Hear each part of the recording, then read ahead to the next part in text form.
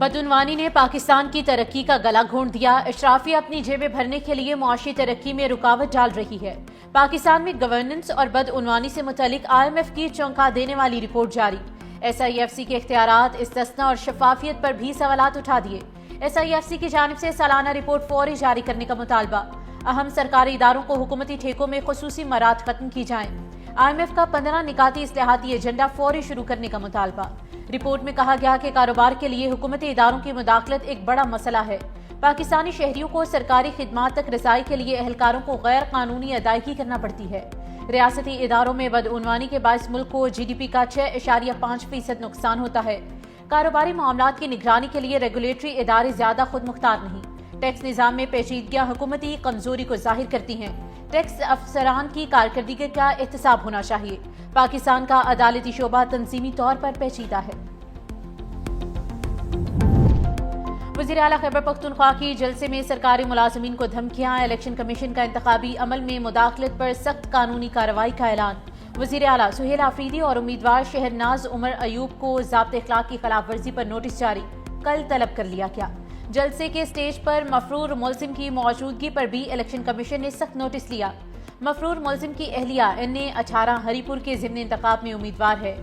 CM کے رویے سے ضمن انتخاب کا پرامن انعقاد خطرے میں پڑ گیا۔ الیکشن کمیشن نے NA18 ہری پور ضمن انتخابات کی سیکیورٹی کے لیے فوج طلب کر لی ہے۔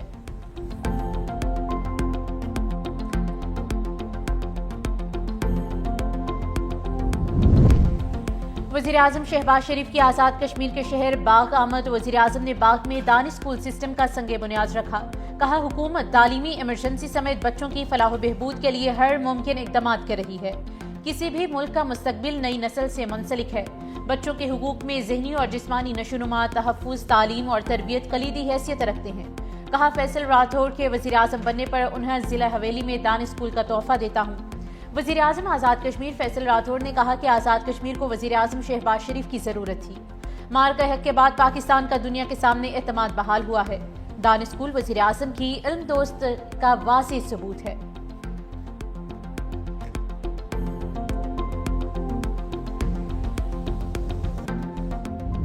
کالعدم TTP کی دہشت گردی دنیا پر عیاں ہو چکی ہے۔ ڈنمارک نے بھی TTP کو پاکستان اور حملے کے خطے کے امن کے لیے سنگین خطرہ قرار دے دیا۔ اقوام متحدہ کی سلامتی کونسل کے اجلاس میں ڈینس فیلڈ نے بھی افغان سرزمین کو پاکستان پر حملوں کے لیے استعمال کیے جانے کی تصدیق کر دی۔ TTP نے افغانستان سے کارروائیاں کرتے ہوئے پاکستان پر متعدد ہائی پروفائل حملے کیے، جن میں بڑے پیمانے پر جانی اور مالی نقصان ہوا۔ کالعدم TTP کی 6000 سے زائد دہشت گرد افغان عبوری حکومت کی لاجسٹک اور عملی مدد کر رہی ہیں۔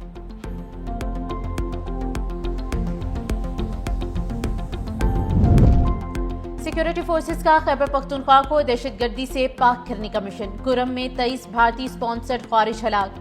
ISPR کے مطابق خفیہ اطلاعات پر کرم میں کی گئی ایک کارروائی میں 12 خوارج کو جہنم واصل کیا گیا۔ علاقے میں ایک اور کارروائی میں خوارج کے دوسرے گروہ کے 11 دہشت گرد مارے گئے۔ ہلاک خوارج بھارتی سرپرستی میں دہشت گردی کی منصوبہ بندی اور کارروائیوں میں ملوث تھے۔ آپریشن عزم استحکام کے تحت دہشت گردی کے خاتمے کے لیے آپریشن پوری رفتار سے جاری رہے گا۔ وزیراعظم شہباز شریف کی فتنہ الخوارج کے خلاف کامیاب آپریشنز پر سیکیورٹی فورسز کے افسران اور اہلکاروں کی پذیرائی۔ کہا ملک سے دہشت گردی کی افرید کے مکمل خاتمے تک اس کے خلاف جنگ جاری رکھیں گے۔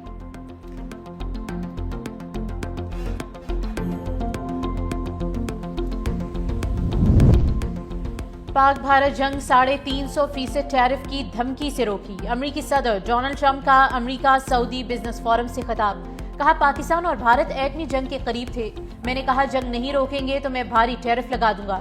دونوں امریکہ کے ساتھ تجارت نہیں کر سکیں گے۔ مجھے کہا گیا کہ آپ ایسا نہیں کر سکتے۔ میں نے کہا میں ایسا کرنے لگا ہوں۔ میں ایٹمی ہتھیار چلانے نہیں دوں گا جس سے لاکھوں جانیں ضائع ہوں۔ اگر جنگ نہیں کریں گے تو اچھا تجارتی معاہدہ کر لیں گے۔ بھارتی وزیراعظم نے فون کر کے کہا کہ وہ جنگ میں نہیں جا رہے۔ پاکستانی وزیراعظم نے فون کر کے میرا شکریہ ادا کیا۔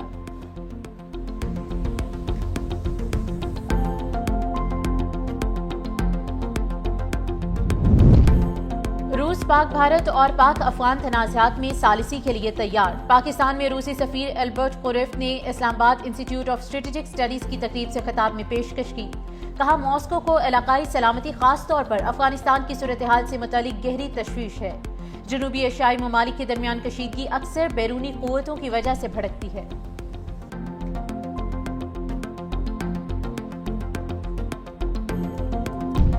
26 نومبر احتجاج کیس، علیمہ خان بالآخر انسداد دہشت گردی عدالت پہنچ گئی۔ علیمہ خان 10 ناقابل ضمانت وارنٹ گرفتاری جاری ہونے کے بعد عدالت پیش ہوئی۔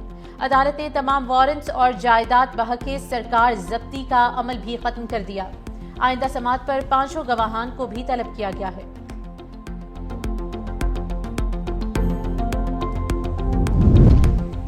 ایشیائی ترقیاتی بینک نے پاکستان کے لیے $330 ملین کی منظوری دے دی۔ Fund second power transmission strengthening project کے لیے جاری ہوں گے۔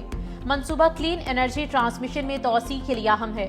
500 kV کی نئی 290 کلومیٹر ٹرانسمیشن لائنز تعمیر کی جائیں گی۔ اسلام آباد اور فیصل آباد کے لیے گرڈ انفراسٹرکچر اپ گریڈ ہوگا۔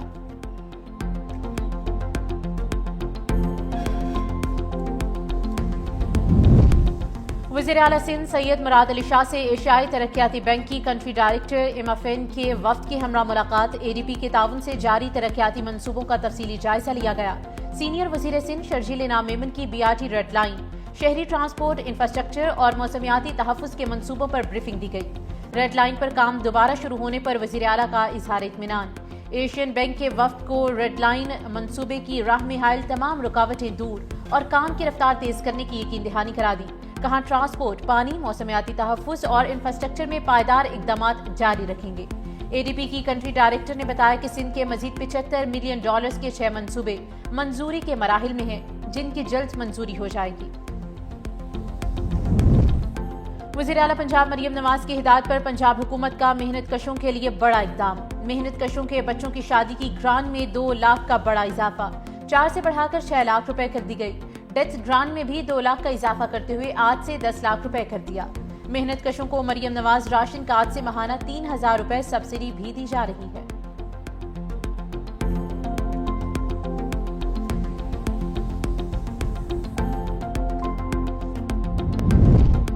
27ویں ترمیم کو سمجھنے اور عمل درآمد کرنے میں تھوڑا وقت لگے گا۔ شروع میں آئینی عدالت کے دائرہ کار کا یہاں بھی مسئلہ رہے گا۔ پولیس تفتیش اور اخراج مقدمہ کے کیس کے دوران جسٹس محسن اختر کیانی کے ریمارکس، کہا کہیں یہ کیس بھی آئینی عدالت کا تو نہیں بنتا۔ جہاں آئینی عدالت قائم ہے وہاں ابتدا میں دائرہ اختیار کا مسئلہ درپیش رہتا ہے۔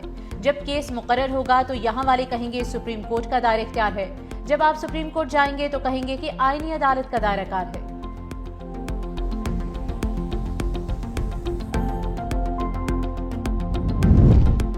سندھ ہائی کورٹ میں 27ویں آئینی ترمیم کے خلاف 2 درخواستوں کی سماعت۔ عدالت نے 27ویں ترمیم کے خلاف دونوں درخواستوں کو یکجا کر دیا۔ عدالت نے فریقین کو نوٹس جاری کرتے ہوئے 18 دسمبر تک جواب طلب کر لیا ہے۔ وکیل درخواست گزار ابراہیم سیف الدین ایڈوکیٹ نے کہا کہ اسلام میں تاحیات استثناء کا کوئی تصور نہیں ہے۔ 27ویں ترمیم عدلیہ کی آزادی پر حملہ ہے۔ جسٹس عدنان اقبال چودھری نے کہا کہ آرٹیکل 239 کی شق 5 کا کیا کریں گے؟ آرٹیکل 239 کی شق 5 ترمیم کے خلاف عدالتی کارروائی سے تحفظ فراہم کرتا ہے۔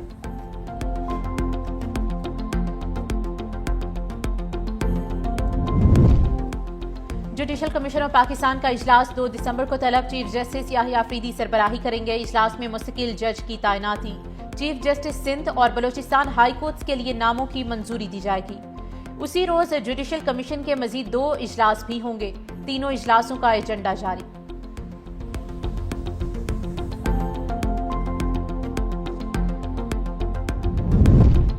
کراچی میں بھتہ مافیا نے پھر سر اٹھا لیا۔ منگو پیر میں فیکٹری مالک کو 10 کروڑ روپے بھتے کی پرچی موصول۔ پولیس کے مطابق بھتے کی پرچی کے ساتھ 2 گولیاں بھی بھیجی گئی۔ واقعے کا مقدمہ درج کر لیا گیا ہے۔ پولیس کا ملزمان کو جلد گرفتار کر لیا جائے گا۔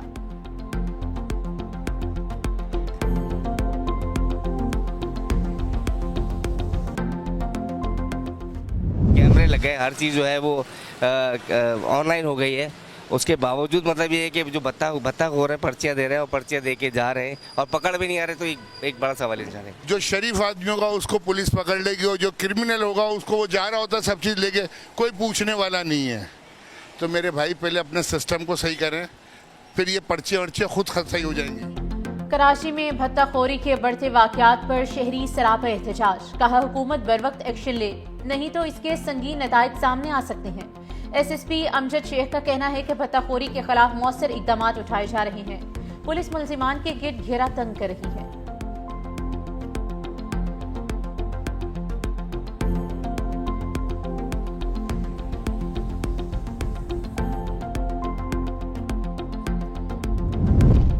इस्लामाबाद में CDA घरों के बाहर से पालतू कुत्ते उठाकर ले गई। बच्चे इस्लामाबाद हाई कोर्ट पहुंच गए। जस्टिस खादिम हुसैन सोमरो बरहम कहा, ये तो हम बर्दाश्त नहीं कर सकते, ये बच्चे खुशी से तो नहीं आए होंगे।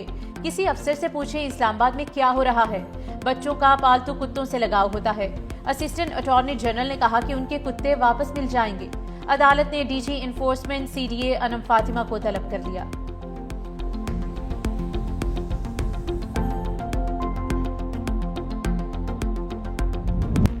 लाहौर का दुनिया के आलूदा तरीन शहरों की फहरिस्त में चौथा number. AQI index 232 record.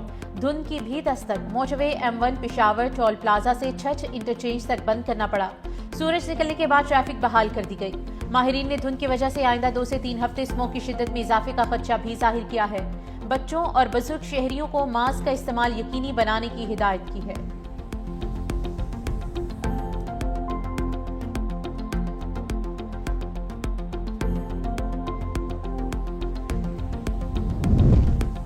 Vietnam के वस्ती इलाकों में मुसलसल बारिशों के बायस शदीद सैलाबी सूरत हाल। अब तक 16 अफराद हलाक हो गए, जबकि मुतादिद अफराद लापता हैं। वजारत माहौलियात के मुताबिक 43,000 से ज़ायद मकानात पानी में डूब गए। लैंड स्लाइडिंग के बायस अहम शाहराहें बंद हैं।